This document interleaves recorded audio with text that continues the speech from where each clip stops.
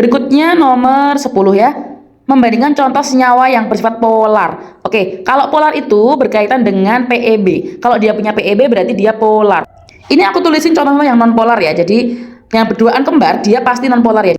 Ini ada N2, Br2, H2, O2, Cl2. Karena kalau kembar itu dia simetris. Jadi ciri-ciri nonpolar itu simetris ya, tarikannya imbang. BeCl2 juga tadi gambarnya simetris kan, kanan kiri nggak ada PEB. BF3 tadi juga 3 nggak ada PEB. Ca4 juga ada 4 nggak ada PEB. PCl5 ikat 5 nggak ada PEB. Itu contoh-contoh untuk nonpolar. Nah, kalau polar apa aja? Untuk contoh polar ada H2O ya, kemudian ada SO2 dan NH3. Begitu. Nah, kalau nggak lihat yang tadi coba. Nah, ini contoh yang polar. Dia punya PEB nih, Dek. Dia punya PEB. Nih, dia punya PEB. Nih, PEB-nya 1 ya. Nih ada PEB-nya. Diingat aja SO2. Kemudian ada NH3 juga. Ada H2O punya PEB ya. Ada kalau ini SF4 ya, SF4, ClF3. Udah ajarin kalau pas kelas sama aku ya. Kenapa kok NH3 itu punya PEB? Karena N itu golongan 5, berarti punya 5, kepake 3. 5 kepake 3 masih berapa? Masih 2, jadi punya PEB 2 atau 1 pasang ya. Nah, kenapa H2O juga punya PEB? Kelihatannya kan simetris, Mbak, gitu kan. Nah, H2O itu kan 1H mengikat 2O. Nah, gini kan. O itu punya 6, Dek. O itu punya 6, udah tak ajarin ya. Buat ikat 2, 6 buat pakai 2 masih berapa? 4. Masih ada 4 elektron atau 2 pasang PEB gitu ya. Oke, berikutnya ini ada SF4. S itu punya 6, Dek. Karena golongan 6 ya. S punya 6. Kemudian dipakai buat ngikat 4 S. 1 2 3 4. 6 dipakai 4, sisa 2 atau 1 pasang PEB. Begitu. Kemudian ada ClF7, ClF3 sorry. Cl itu 7 ya, dipakai 3 buat ngikat F. 1 2 3, 7 dikurangi 3 masih 4, masih ada 4 elektron bebas, disebutnya 2 pasang PEB gitu ya. Untuk nomor 11 itu adalah ikatan kimia intermolekul dan antar molekul ya. Kalau inter itu dalam molekul, antar itu berarti di luar molekul. Kalau inter contohnya adalah ikatan ionik dan kovalen, udah aku jelasin di awal ya. Sekarang kita ke antar molekul aja. Untuk gaya antar molekul, intermolekul dulu ya. Dia itu antara satu molekul aja. Berarti ikatan antara H dengan F. H dengan F berarti cuma ada satu molekul aja. Oke. Sedangkan kalau antar molekul, nih ada HF, HF, HF. Nah, gaya antar H1 dengan F yang lain, nih ya. Dia namanya gaya antar molekul. Misal H ini dengan F ini, ya. Bukan berarti antar HS dalam satu molekul, ya, tapi dalam antar molekul begitu. Ini ada lebih dari satu molekul gitu ya. Ada apa aja jenis-jenisnya? Oke, yang pertama ada gaya van der Waals, yaitu jadi antara molekul polar ya dengan molekul polar juga. Tadi kan udah tuh tak jelasin polar sama polar ada PEB. Contohnya HCl. Kalau ada HCl dengan HCl, berarti dua molekul, maka dia ikatan antar molekul. Kalau HCl doang dia dalam molekul atau intermolekul gitu ya.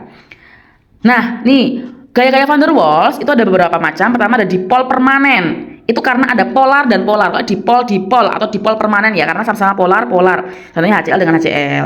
Oke. Nah, kemudian kalau dipol sesaat itu antara polar dan non polar, atau dipol terimbas atau dipol terinduksi. Ikatan antara dia polar, nah punya kutub plus minus itu polar, dan H2 tadi aku udah nyototin ya. Non polar itu H2, N2, Br2, Cl2 yang berduaan kembar itu adalah non polar. Karena dia polar dan non polar, maka ikatannya namanya dipol sesaat atau dipol terimbas ya, atau dipol terinduksi.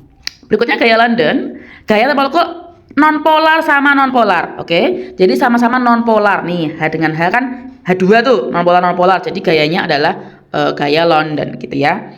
Nih contohnya ya seperti ini. Oke, lanjut. Nah, yang terakhir adalah ikatan hidrogen. Namanya ikatan hidrogen ya, tapi dia masuk dalam antar molekul. Jadi harus 2 molekul atau lebih. Nah, yang perlu digarisbawahi adalah kalau ikatan hidrogen adalah ikatan antara H hidrogen dengan FON. Aku singkatnya handphone. H dengan F, H dengan O, dan H dengan N. Contohnya H dengan F, HF, H dengan O, H2O, H dengan N, NH3. Begitu. Itu udah pasti ikatan hidrogen. Dan dia punya titik didih paling tinggi. Oke, coba kita uraikan aja ya. Ini kan H2O.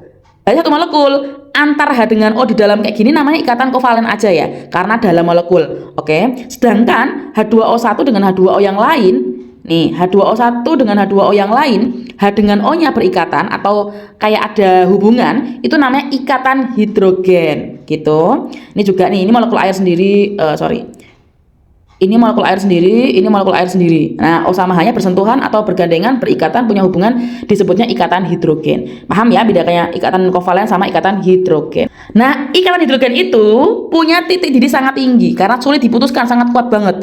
Sehingga titik didihnya itu akan lebih tinggi dibanding yang lain nih. Kenapa HF lebih tinggi? Karena ada H dengan F, ikatan hidrogen. HCl nggak ada, kan?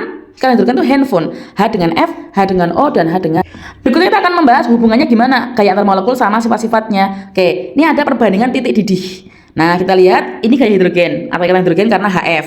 Ini van der Waals karena polar. Ini H2 itu non polar, jadi gaya London. Yang paling kuat adalah gaya hidrogen. Dia paling besar titik didihnya, kemudian van der Waals dan gaya London. Di soal nanti ada suruh ngurutin seperti itu. Jadi kudu ngerti, oh dia ikatan hidrogen, handphone. Oh dia polar ya. Oh ini non polar, begitu deh.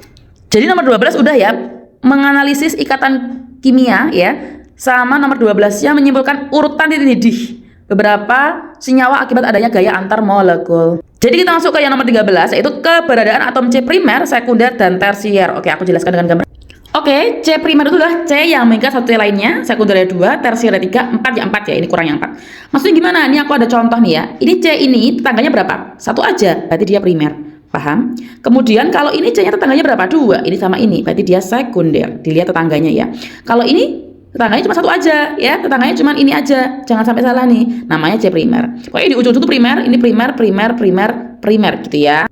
Nah, kalau ini tetangganya 2, sekunder ya. Ini tetangganya 2, ini sama ini sama ini. Kalau ini tetangganya 3, berarti namanya tersier. Mana tersier ini ya. Jadi dia tetangganya ada 3 nih. Ini tetangganya 1, 2, 3. Oke, kalau yang kuaterner 4, tetangganya 1, 2, 3, 4 gitu aja. Lanjut nomor 14, mengidentifikasi isomer senyawa alken.